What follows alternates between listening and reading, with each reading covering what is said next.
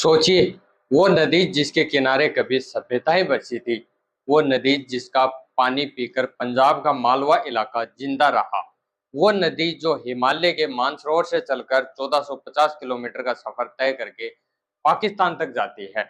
आज उस नदी का एक हिस्सा क्लास ई कैटेगरी में आ गया है। मतलब न पीने लायक, न नहाने लायक, न सिंचाई लायक, पूरी तरह जहरीला। और सबसे चौंकाने वाली बात, पिछले 30 सालों में इसे साफ करने के नाम पर करीब 1500 करोड़ रुपए खर्च हो चुके हैं, फिर भी पानी आज भी काला है। तो सवाल यह है, पैसा गया कहाँ और इसकी कीमत कौन चुका रहा है? आज हम बात करेंगे सतलुज नदी और बूढ़ा नाले की, पंजाब के सबसे पुराने पर्यावरण घोटालों में से एक। सतलुज पंजाब की जीवन रेखा रही है। रोपड़, लुधियाना, जालंधर, कपूरथला, फिरोजपुर, इन सब जिलों की खेती, पीने का पानी, सब कुछ इसी नदी पर निर्भर रहा है। लेकिन लुधियाना से गुजरते वक्त कुछ ऐसा होता है जो इस पूरी नदी को बदल देता है। लुधियाना में एक 14 किलोमीटर लंबा नाला है, बुड्ढा नाला। ये कभी एक साफ बहती हुई धारा थी, लेकिन आज ये शहर की सारी गंदगी का रास्ता बन चुका है। रोजाना करीब 200 मिलियन लीटर अल्टरनेट सीवेज, यानी बिना साफ किया हुआ मल, नल और डाइनिंग इंडस्ट्री, लेदर इंडस्ट्री का जहरीला कचरा सीधे इस नाले में गिरता है और फिर यह नाला जाकर सतलुज में मिल जाता है।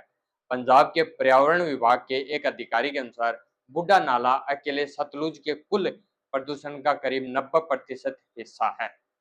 और सिर्फ लुधियाना ही नहीं, जालंधर की चिट्टी बेन और उसकी सहायक काली संगिया ड्रेन भी लेदर इंडस्ट्री का जहर लेकर सतलुज में मिलती है।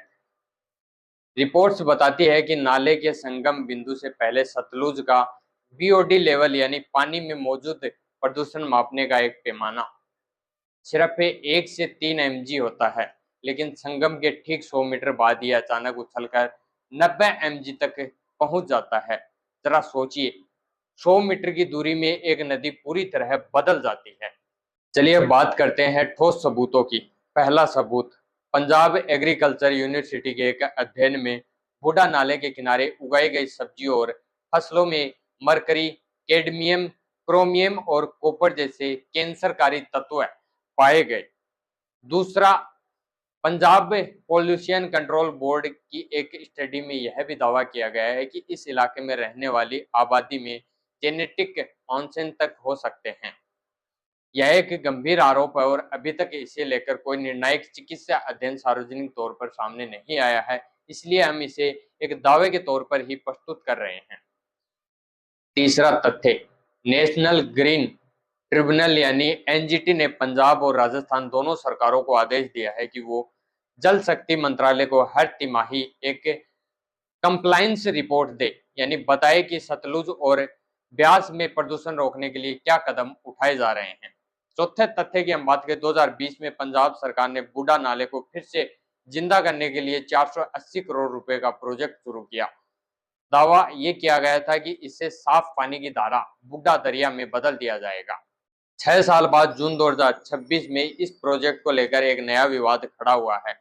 कुछ इलाकों में जैसे वालीपुर, ताजपुर और हेब्बोवाल प्रदूषण स्तर में सुधार जरूर दर्ज किया गया।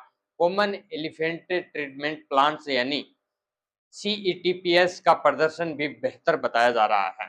लेकिन जमीनी हकीकत यह है कि नाले में आज भी कई जगहों पर सीवेज, डेयरी वेस्ट और काला पानी बहता हुआ नजर आता है। यानी कागजों पर सुधार, लेकिन जमीन पर वही पुरानी तस्वीर। इसका असर सिर्फ पंजाब तक सीमित नहीं है। हरीके बैराज से निकलने वाली राजस्थान फीडर केनाल के जरिए यह पानी सीधा राजस्थान के कई जिलों तक पहुंचता है, जहां लोग सिंचाई और पीने के लिए इस पानी पर निर्भर हैं।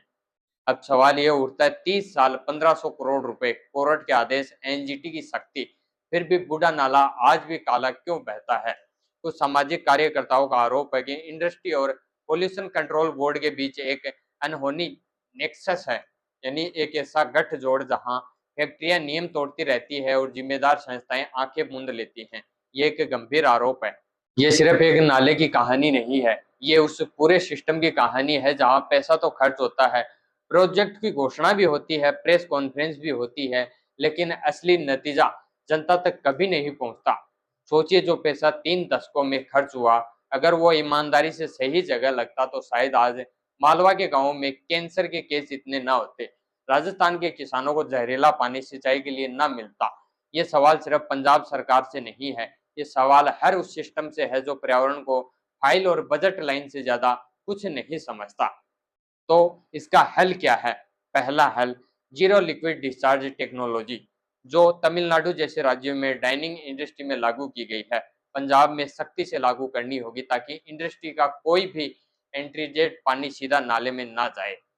दूसरा, एनजीटी की तिमाही कंप्लायंस रिपोर्ट सिर्फ फाइल में दबी ना रहे, इसे सार्वजनिक तौर पर प्रकाशित किया जाए ताकि जनता खुद निगरानी कर सके। तीसरा, जो कमेटी 2022 में बनी थी नाले को बूढ़ा दरिया में बदलने के लिए, उसकी रिपोर्ट आज तक सार्वजनिक नहीं हुई है। सामाजिक संगठनों की मांग है कि यह रिपोर्ट सबके सामने लाई जाए। चौथा और सबसे जरूरी, स्थानीय नागरिक समूह जैसे नरवा पंजाब मंच और काला पानी दा मोर्चा लगातार इस मुद्दे को उठा रहे हैं। जनता की आवाज जितनी बुलंद होगी, सिस्टम पर दबाव उतना ही बढ़ेगा। दोस्तों, नदियां सभ्यताओं की जननी होती है। सतलुज ने पंजाब को जीवन दिया, खेत हरे किए, पीढ़ियों को पानी दिया, लेकिन आज हमने उसी नदी को एक नाले में बदल दिया, सिर्फ इसलिए क्योंकि जिम्मेदारी तय करने वाला कोई नहीं है। याद रखिए, जब एक नदी मरती है तो सिर्फ पानी नहीं मरता, उसके किनारे बची हर जिंदगी, हर खेत, हर बच्चा उसकी कीमत चुकाता है। अगर यह वीडियो देखकर आपको लगा कि यह मुद्दा उठाया जाना चाहिए तो इसे शेयर करें, कमेंट में बताएं आपके इलाके में भी कोई ऐसी नदी या जल स्रोत है जो इसी तरह बर्बाद हो रहा है। मिलते हैं अगली सच्चाई के साथ। जय हिंद।